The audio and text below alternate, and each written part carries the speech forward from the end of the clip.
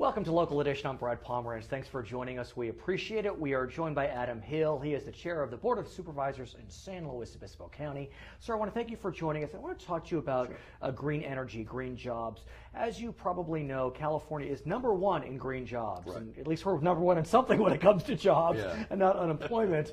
That being said, it looks like in San Luis Obispo County we're going to see some green jobs in the solar space. Tell us about it. Right.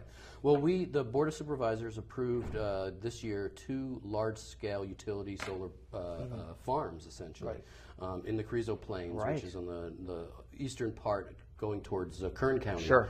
And one of them is for 250 watts of megawatts of energy. What does that mean for dummies like me? Okay, so altogether, the 2 plants will be able to produce 800 megawatts of clean energy, which is a few 100,000 homes, enough to power a few 100,000 homes. Yeah. Very significant. So it's significant. They're big projects, and they will bring, because they take a long time to construct, they'll bring about 3 years of different kinds of jobs, especially in the trades. What about once they go online? Will we see sustained job growth?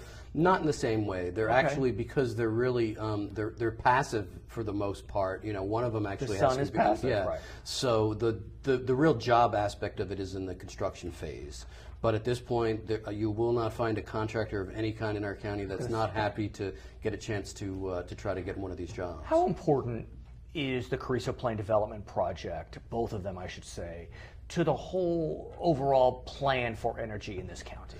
I think it's actually a critical part. You know, from the state down, of course, the mandate is to make this transition to more renewable, to less carbon, AB 32, so that we're reducing our greenhouse gas emissions. So, in fact, in our county alone, we'll probably be producing more clean energy with the combination of the plant of Diablo Canyon nuclear power plant and the 2 solar plants. We're probably going to be producing more energy than most counties. Well, you mentioned Diablo. What's ironic is that for many years, environmentalists, one could argue, were against nuclear. They were concerned about safety. It winds up nuclear is incredibly green. Right. And so if you can just keep the plant safe, it's a great alternative to fossil fuels. There's definitely a split in the environmental community where you're seeing environmentalists, I guess, much more practical-minded environmentalists who say, climate change is the problem.